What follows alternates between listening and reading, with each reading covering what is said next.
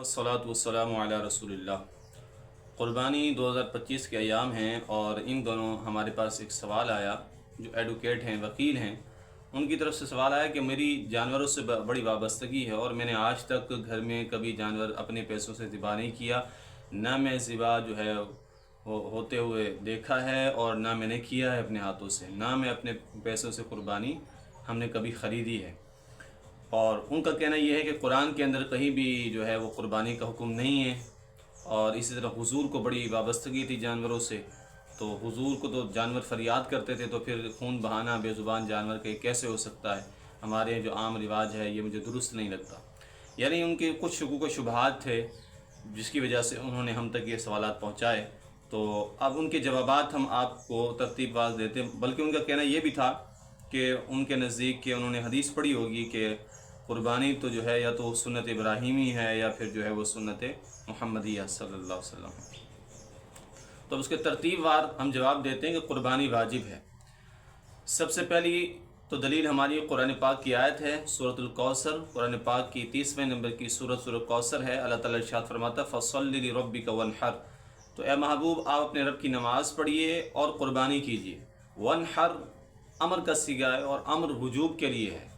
امر ویسے 10 معنی کے لیے آتا ہے، لیکن اس کا اصل معنی وجوب کے لیے ہے۔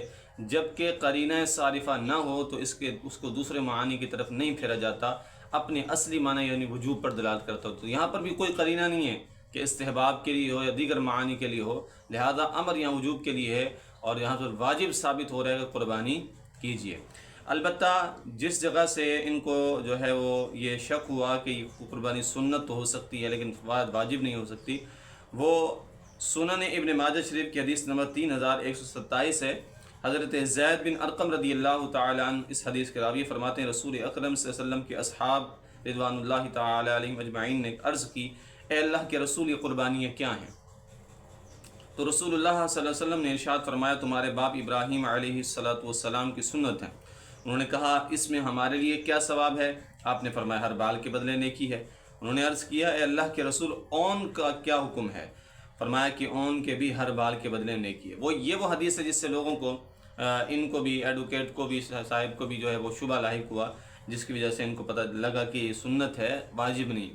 دیکھیے سنت سے مراد طریقہ ہے، اور اس کی دلیل ہم نے قرآن پاک کی آیت سورۃ الکوثر آیت نمبر 2 سے دے دی ہے کہ اس کا وجوب ثابت ہے۔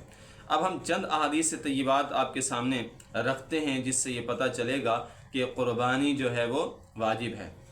سنن ابن ماجہ حدیث نمبر 3123، حضرت ابو ہریرہ رضی اللہ تعالی عنہ اس حدیث کے راوی کہتے ہیں رسول اکرم صلی اللہ علیہ وسلم نے ارشاد فرمایا جس کے پاس قربانی کرنے کی گنجائش ہو اور وہ قربانی نہ کرے تو اسے چاہیے کہ ہماری عیدگاہ کے قریب بھی آئے۔ یا حضور حکم فرما رہے ہیں، ارشاد فرما رہے ہیں کہ جو قربانی کرنے کی طاقت رکھتا ہو، گنجائش ہو، استطاعت ہو، قربانی نہ کرے وہ ہماری عیدگاہ کے قریب نہ آئے۔ اب یہاں پہ حضور نے حکم فرمایا، اگر یہ سنت ہوتی تو حضور علیہ السلام عیدگاہ کے قریب نہ آنے کا حکم نہ فرماتے، تو یہاں عیدگاہ آنے سے بھی روک رہے ہیں رسول اکرم۔ بلکہ کئی احادیث طیبات تو ایسی ملتی ہیں کہ ایک صحابی نے عید کی نماز سے پہلے جانور قربان کر دیا، ان کو پتہ چلا تو حضور نے فرمایا کہ جو عید سے پہلے جس نے ہماری عید نماز پڑھنے سے پہلے قربانی کی تو اس نے گوشت پایا، یعنی حلال تو جانور لیکن قربانی نہیں ہوئی۔ اور فرمایا جس نے پہلے عید کی نماز پڑھی پھر قربانی کی اس نے ہمارے طریقے کو پا لیا۔ تو اس طرح ایک حدیث صحابی رسول رضی اللہ تعالیٰ نے جانور ذبح کر دیا تھا تو رسول اللہ نے منع فرمایا، تو اس نے عرض کی، حضور نے ارشاد فرمایا تم دوبارہ قربانی کرو۔ اس نے عرض کی یا رسول اللہ میرے پاس 6 ماہ بچہ ہے، بکری کا یا بکرے کا یا دمبے کا۔ تو حضور نے فرمایا یہ پھر تمہارے لیے اجازت ہے، بکری کا تھا کیونکہ دمبے کے لیے تو الگ حکم موجود ہے، تو فرمایا کہ تمہارے لیے حکم ہے کہ 6 ماہ کا بکرا یا بکری تم ذبح کر لو، باقی امت کے لیے حکم نہیں، یعنی خاص فرما دی۔ اگر قربانی واجب نہ ہوتی تو حضور سرور کائنات صلی اللہ علیہ وسلم حکم نہ فرماتے کہ دوبارہ قربانی کرو، کیونکہ سنت یا مستحب کا یہ حکم نہیں ہے کہ اس کو دوبارہ لوٹایا جائے۔ اب یہ سوال کیا گیا کہ رسول اکرم صلی اللہ علیہ وسلم نے قربانی نہیں کی، ان کو شاید جو ہے وہ ان کے مطالعے میں نہیں ہے، اسٹڈی میں نہیں ہے، لہٰذا ان کو اس حوالے سے جو ہے وہ یہ شبہ لاحق ہوا۔ اب ہم آپ کے سامنے حدیث پیش کرتے ہیں کہ حضور نے خود قربانی کی اور ہر سال کرتے تھے۔ سنن ترمذی حدیث نمبر 1494، اس حدیث کے جو مرکزی راوی حضرت انس بن مالک خادم رسول صلی اللہ علیہ وسلم فرماتے ہیں کہ رسول اکرم صلی اللہ علیہ وسلم نے سینگ والے 2 چت قبر مینڈوں کی قربانی کی، آپ نے ان دونوں کو اپنے ہاتھ سے ذبح کیا۔ اب یہ بھی ایڈوکیٹ صاحب کا وہ شبہ جاتا رہا، انہوں نے کہا کہ رسول اللہ نے کوئی قربانی نہیں کی، اپنے ہاتھ سے قربانی کی رسول اللہ صلی اللہ علیہ وسلم نے۔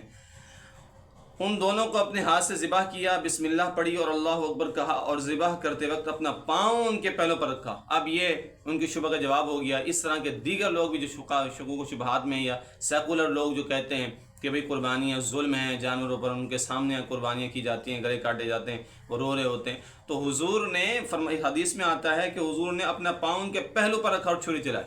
کہ حضور سے زیادہ رحمدل ہیں آپ؟ کہ حضور صلی اللہ علیہ کائنات صلی اللہ علیہ وسلم سے زیادہ رحمدل کائنات میں کوئی ہو سکتا ہے؟ کوئی نہیں ہو سکتا۔ رسول اکرم صلی اللہ علیہ وسلم نے قربانی کر کے خود بتایا، اور بلکہ یہ حدیث آپ نے سماعت کی۔ اب میں ایک اور حدیث آپ کے سامنے رکھتا ہوں۔ رسول اکرم صلی اللہ علیہ وسلم مدینہ المنورہ میں ظاہری حیات طیبہ کے اعتبار سے 10 سال زندہ رہے حضور صلی اللہ علیہ کائنات صلی اللہ علیہ وسلم، اور آپ نے ان 10 سالوں میں قربانی کی۔ چنانچہ سنن ترمذی حدیث نمبر 1507 کے اندر حدیث موجود ہے۔ اس حدیث کے راوی حضرت عبداللہ بن عمر رضی اللہ تعالی عنہما ہیں۔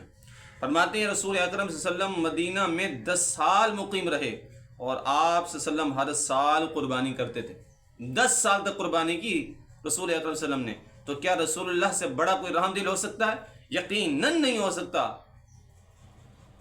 اور ہو بھی نہیں سکتا کبھی قیامت تک۔ جب رسول اکرم صلی اللہ علیہ وسلم قربانی کر رہے ہیں، اس کی وجہ یہی سمجھ میں آتی ہے کہ قربانی مسلمان صاحب استطاعت پر فرض ہے۔ اب ایک اور حدیث سماعت کیجئے کہ قربانی ظلم نہیں ہے، بلکہ قربانی تو اللہ کے نزدیک محبوب ترین عمل عید والے دن۔ جی ہاں، یہ رسول اکرم صلی اللہ علیہ وسلم کی حدیث ہے، سماعت کیجئے۔ سنن ترمذی حدیث نمبر 1493۔ اس حدیث کے جو مرکزی راوی ہیں جناب،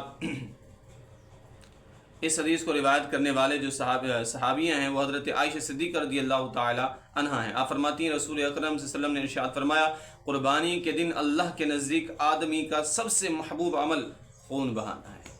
اب یہ جو ایڈوکیٹ صاحب کا سوال تھا کہ خون بہانا یہ ظلم ہے اور خون بہتا ہے، ہمارے یہاں عام طور پر گلی گلی میں خون ہوتا ہے، تو حضور کیا فرما رہے ہیں؟ قربانی والے دن سب سے بہترین عمل اللہ کے نزدیک آدمی کی طرف سے خون بہانا ہے۔ اور رسول اکرم صلی اللہ علیہ وسلم نے آگے ارشاد فرمایا کہ قربانی کے دن بہترین عمل جو ہے وہ آدمی کا اللہ کے نزدیک خون بہانا ہے، اور قیامت کے دن قربانی کے جانور اپنے سینگوں، بالوں اور کھروں کے ساتھ آئیں گے۔ قربانی کا خون زمین پر گرنے سے پہلے قبولیت کا درجہ حاصل کر لیتا ہے، اس لیے خوش دلی کے ساتھ قربانی کرو۔ فرمایا خوش دلی کے ساتھ قربانی کرو، اور فرمایا کہ خون کا قطرہ زمین پر بعد میں گرتا ہے، اللہ کے یہاں پہلے ہی قبول ہو جاتا ہے۔ تو ان تمام احادیث طیبات کی روشنی میں، اور اس کے علاوہ بہت سارے دیگر احادیث بھی ہیں جو قربانی کو واجب قرار دیتی ہیں اور قربانی کے متعلق احکام بیان فرماتی ہیں، لیکن کیونکہ ویڈیو طویل نہ ہو جائے، اختصار کے پیش نظر ہم نے چند احادیث طیبات اور سورۃ الکوثر کی آیت نمبر 2 سے ہم نے وجوب ثابت کیا کہ قربانی واجب ہے، یہ کوئی ظلم نہیں ہے، یہ بربریت نہیں ہے، جبر نہیں ہے۔ حضور صلی اللہ علیہ وسلم نے قربانی کی، تو پھر نعوذ باللہ من ذالک اگر کوئی مسلم ہے تو کیا کوئی جرأت کر سکتا ہے وہ حضور علیہ السلام کے بارے میں اس طرح کی بات کرنے کے متعلق؟ لہذا قربانی واجب ہے صاحب استطاعت پر، لہذا کوئی ظلم نہیں ہے بلکہ اللہ کے نزدیک بہترین عمل ہے۔ اللہ تعالیٰ سے دعا ہے کہ جو میں نے سمجھانے کی مسئلے کو واضح کرنے کی کوشش کی ہے، ایڈوکیٹ صاحب اور اس طرح کے جتنے لوگ ہیں جن کے ذہنوں میں شکوک و شبہات ہیں، اللہ کرے کہ تیرے دل میں اتر جائے میری بات۔